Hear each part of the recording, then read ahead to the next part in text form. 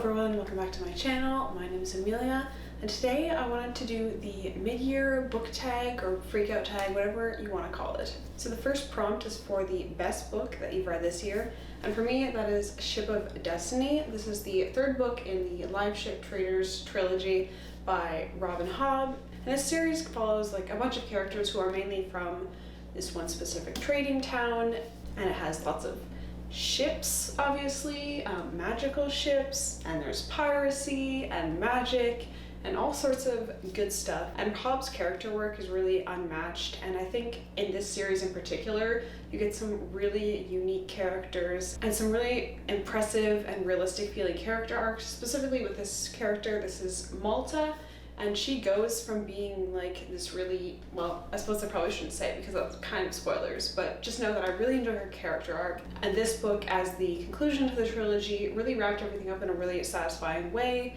while leaving some stuff open, because there is another quartet set, I think involving Malta specifically, but like some of these characters in the Rain Wilds Chronicles. All right, the next prompt is best sequel you've read this year. And oh, I should mention that I'm going to try to avoid mentioning the same series multiple times where possible. So for that reason, I'm not going to say like anything else from the Live Ship Traders trilogy. But for the best sequel, I'm going to give it to Hunger of the Gods by John Gwynne. This is the second book in the Bloodsworn saga, and it picks up pretty much immediately where the first one left off, following our main characters as they go about dealing with the fact that at the end of the first book, one of the gods was released into the world, and now they have to decide what they're going to do about that and how to go on with their lives with this big threat looming. And I felt that in this one, Gwynne really masterfully expanded like the stakes and the scope of the book, while also focusing on the little details of the characters and how they are responding to the events that are taking place. So if you've read the first one, I definitely recommend you get around to this one as soon as possible. If you haven't read the first one, then I recommend the series as a whole. All right, the next prompt is for a new release that you haven't read yet but want to. And for this one, I chose A Day of Fallen Night by Samantha Shannon. This one's not super new anymore, but it did come out this year, I'm pretty sure. And I recently read Priory, so I'm really looking forward to getting to this one probably soon, I think. All I really know about this one is that it comes before Priory, so yeah. I don't know, I'm just really looking forward to getting to this one because I did really enjoy Priory, even though I kind of thought that I might not, but I really did. So this one is the one probably that I'm looking forward to the most out of new releases that I haven't read. All right, next up, my most anticipated release for the second half of the year. So I would say I kind of have two that I'm sort of not sure which one would be my most, but the first one is Navigator's Children by Tad Williams.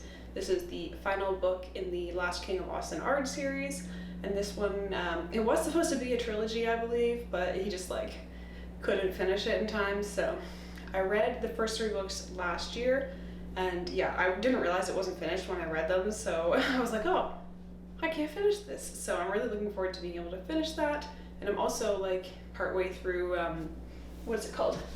Memory, Sorrow, and Thorns, so I need to finish that as well. So I'm really looking forward to that one because it's a conclusion to a big scale story. And then also I'm really looking forward to Murtagh by Christopher Paolini. I read Aragon when I was growing up, and I remember really loving it, and it kind of being like, other than Harry Potter, like the big like fantasy series that I read as a kid. So I'm really looking forward to the continuation. I think Murtagh is a really interesting character. He's kind of like, he could have been like the Aragon, like the savior, but it's just kind of circumstances that led him to be like on the bad side, but he didn't really have a choice. So I believe it picks up after the end of the inheritance cycle and just kind of follows Murtagh. So yeah, that's something I'm really looking forward to. It would be interesting to see how, now that Paolini is older, because he was pretty young when he started writing these, how his writing style has matured and changed, and we'll see if he kind of, it'll be interesting to see if he continues writing it at like the same like grade as Aragon, or if he goes for a more adult take, because like, for example, the people who grew up with Aragon like me, I'm an adult now, so while I still love Aragon, it's definitely a little bit of like a lower like level of reading than some more like adult fantasy. So it'll be interesting to see what he does with that. All right, the next question is for the biggest disappointment. and I haven't read any like new releases that were a big disappointment. So for this one, I'm gonna say the Broken Earth trilogy by N.K. Jemisin, and this one was definitely really hyped up and a lot of people love it, I know, but for me it was just kind of a bit of a miss. Having read another book by Jemisin since then, I think that it's just her writing style doesn't really vibe with me, unfortunately. So yeah, I was really hoping to love that because I know so many people do. And while there were elements that I did really like, and I did enjoy the first book quite a bit, the second two really just didn't do it for me, and I found myself struggling to get through the final book. So yeah, I would definitely say that series has probably been the biggest disappointment of anything I've read this year. All right, next up is the biggest surprise, and for me, I would say Tress of the Emerald Sea. I did expect this to be good because I know so many people love Brandon Sanderson, and I had heard that this was well received. But what was the surprising part was like the content and the style, because I was kind of expecting Brandon Sanderson to be very like, I don't know, along the veins of like Robert Jordan, because I know he finished writing the Wheel of Time series, so I was kind of expecting a similar writing style, but this is like totally different. It's very like quirky and like chill, and this was just such like a fun, easy read. It was a good time. I loved Tress as a character, and the world building was really interesting with the 4 seas. So yeah, this was definitely a surprise for me, not specifically because of the quality, but just because of the style. Next up was my favorite new author, and I'm just gonna say an author that was new to me, which is Rebecca Rowanhorse. If you keep up with this channel, then you saw that recently I read Black Sun and Fevered Star, and I really enjoyed those. I think what made them stand out so much is just like so much fantasy is based, or at least traditionally, has been based on like medieval Europe kind of thing, but Rowanhorse based her cultures more on Native American cultures, so that was really interesting and made the books a lot more interesting because it's things that you haven't seen before, different cultures and like ways of thinking about things. And I also felt that her writing style was really good. She managed to create such a large scale world with high stakes, and yet her books are like half the width of a lot of fantasy books that we see these days, and I really appreciated that because while I love reading big, thick fantasy books, sometimes I just need a break from reading 800-page books, and her books really hit that perfectly for me. I really enjoyed them, and I'm looking forward to the release of the final one. All right, the next up is your newest favorite character, and I know I said I was going to try to not repeat stuff from like the same like series or author, but I am going to go ahead and say Malta from the Live Ship Trader series. I just think that she has such a realistic character arc, and she's quite young at the beginning of this series, and you see her kind of mature a little bit. Like, she doesn't actually get like that much older. I think this only takes place over like a year or two. With her, you kind of really get a bit of a coming of age. Like, she starts out and she's a really selfish like girl. She just wants like pretty dresses and all that kind of thing, and she becomes much more than that, and she begins to think beyond herself and becomes less selfish. And yeah, I really enjoyed that character arc because in like the first book I was like, oh man, I hate this Malta character so much, but then by the end I was like, I love this Malta character. So for that reason, I would say that she's my favorite, just because of the arc she had, not even just in the stories, but in my opinion. The next prompt is a book that made you cry, and I almost never cry at books, but while I'm breaking my rules, I will say that probably the series that made me feel the most was Live Ship Traders. The characters, you just get so attached to them, even the ones who are kind of like bad people, that when things that happen to them that are bad or not specifically, what that they want, it hits different, So I won't talk too much more about the series, but I definitely recommend you give this series a try if you've been thinking about reading some Robin Hobb. Next up is a book that made you happy, and I am going to say Trust is a good book for that because it's so like a little bit like lighthearted, even though the stakes are kind of like up there.